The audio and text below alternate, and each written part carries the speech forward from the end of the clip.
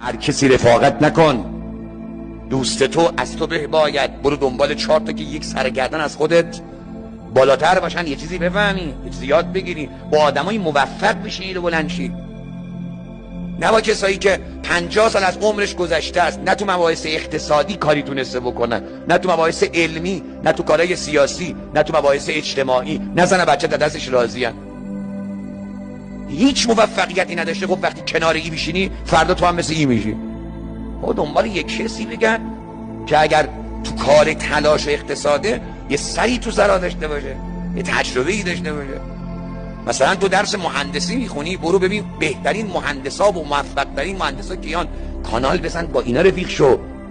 اولم خیلی تحویلت نمیگیرن، حقم دارن چون کلاسشون بالاست، اما هی برو، هی بیا، هی سلام علیک بکن، هی احترام بکن، هی سوال بکن. وقتی شورتو فهمیدن، شوقتو فهمیدن، ذوقتو فهمیدن، کم کم میبینن نه بابا این میخواد چیز بفهمه، تیز و بزت به درد میخوره و اونا هم کم کم دوست میدارن و تجاربشونو مفت در اختیارت میذارن. پول بهت نمیدن ها، اما پول بهتر بهت میدن، تجربه. اول رفیقاتونو درست کن.